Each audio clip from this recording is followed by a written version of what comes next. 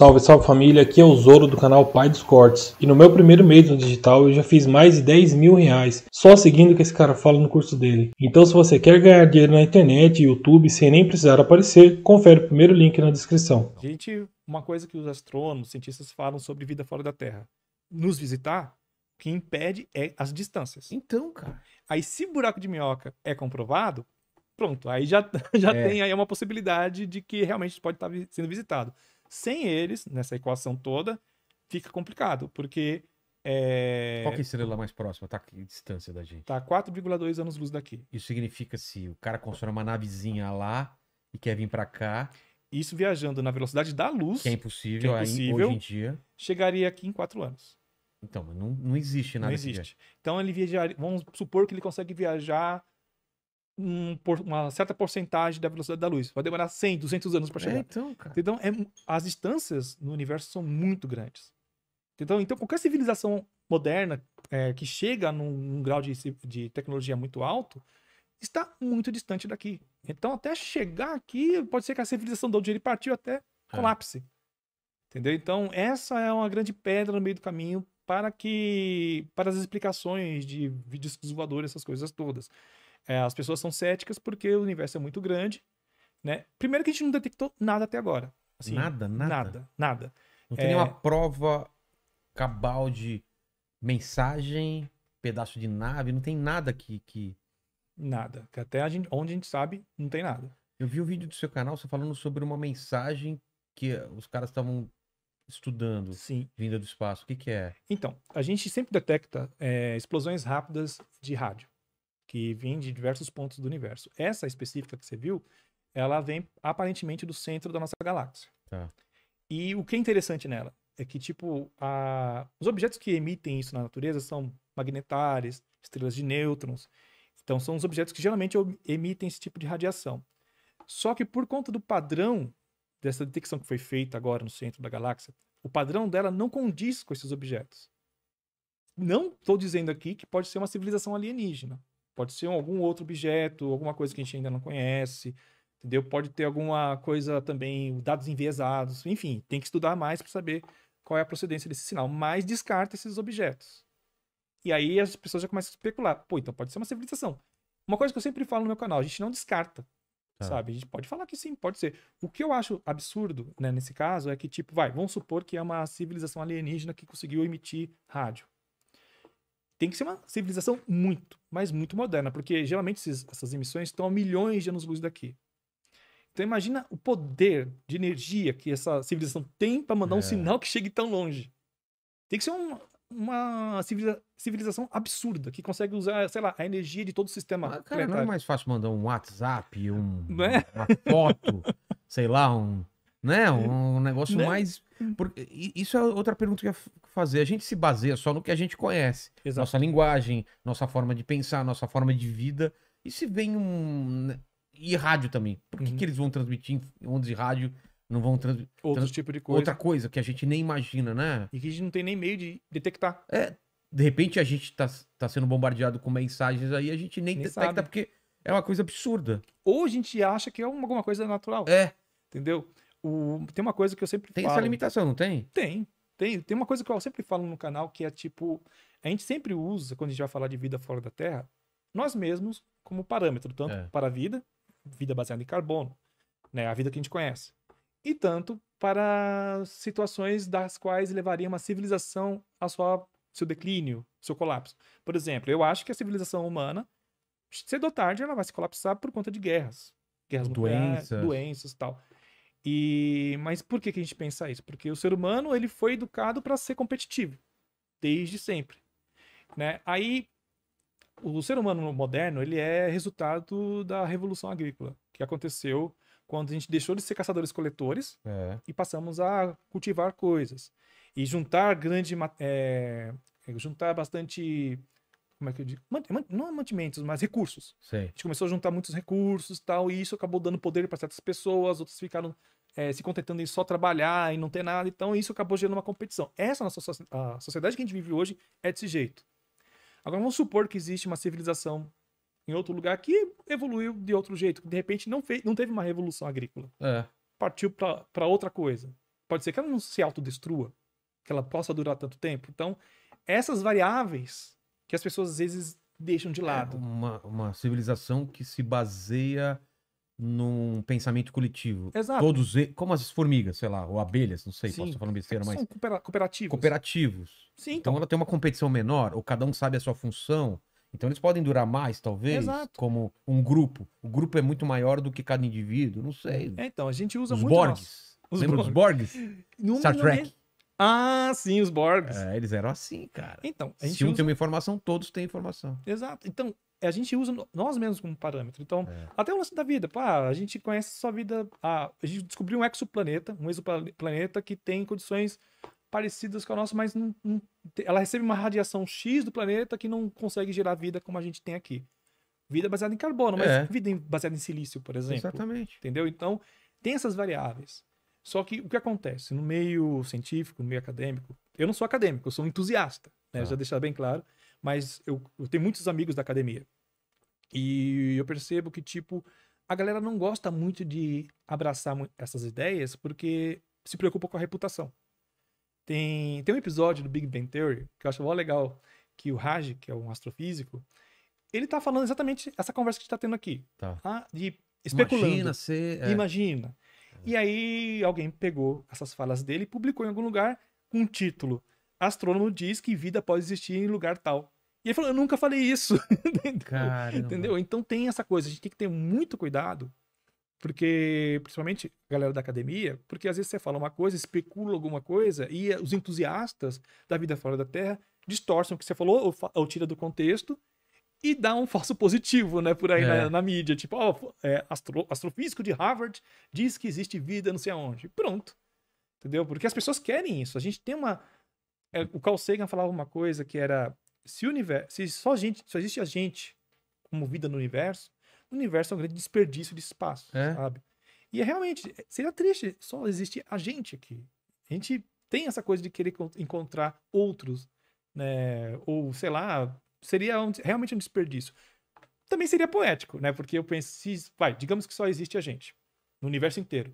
Então a gente é o meio que o universo criou para olhar a si próprio. Como se fosse o olho do universo, né? Porque só a gente tem consciência, a gente é o cérebro do universo, a gente tá com essa missão de olhar para si próprio, entendeu? Mas eu prefiro acreditar que a gente não tá sozinho até por conta da alta gama de possibilidades que existe. A gente vai lá para paradoxo de Fermi, né? Sim, o paradoxo de Fermi fala que existem, segundo dados atuais, 700 trilhões de estrelas no espaço. E a maior parte delas tem planetas orbitando. Então, se digamos aqui da nossa galáxia, a Via Láctea, vamos supor que 0,1% dessas estrelas que estão na Via Láctea possam ter vida. Então a gente teria 1 milhão de planetas que poderiam ter vida, só na nossa galáxia. Só que aí que tá, onde tá todo mundo? Por que a gente não detecta nada? Aí tem algumas respostas, né? Tipo, a vida é muito difícil de acontecer no universo, por conta que estrelas são radioativas demais. Por exemplo, essa que a gente acabou de citar, a Próxima Centauri, a estrela mais próxima. Nome criativo que deram, né? Ela teve uma explosão recentemente, ela teve uma emissão muito grande de massa coronal, bem radioativa. Então, tem um planetinha que está orbitando ela ali, que a gente até especulava, será que tem vida lá? Se tinha, virou bife. Se tinha, não tem mais. Já era, foi varrido, entendeu? Porque ela recebeu uma taxa muito alta de radiação. Então, o universo é muito radioativo. Então, uma das explicações para o paradoxo a vida, ela surge raramente e dificilmente ela sai da categoria microbiana, né? Então, ela dificilmente evolui para um ser pensante que constrói coisas e tal. Outra resposta existem, só que estão muito distantes, né? A gente não tem como entrar em contato. E tem outra resposta que a vida, ela acontece, só que ela dura até um certo tempo. Por exemplo, ela consegue criar coisas, mandar coisas para o seu satélite, que nem a gente mandou para nossa Lua, e depois elas se autodestroem, né? Elas não duram muito tempo. Ou é destruído por um cometa. Também tem isso, desastres naturais, né? Porque acontece, os dinossauros morreram há 66 milhões de anos. Eles não pensavam que iam desaparecer. Exatamente.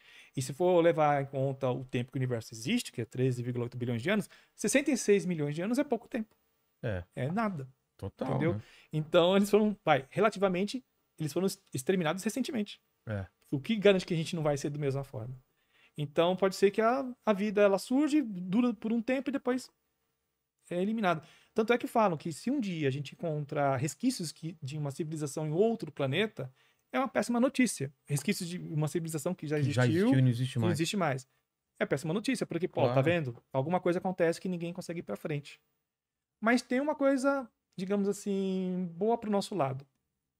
A gente tá num universo que tem 13,8 bilhões de anos, e a vida surgiu aqui muito recentemente, né? Dentro desse tempo todo que o universo existe. Então, a gente tá num momento do universo que ele já tá mais estável.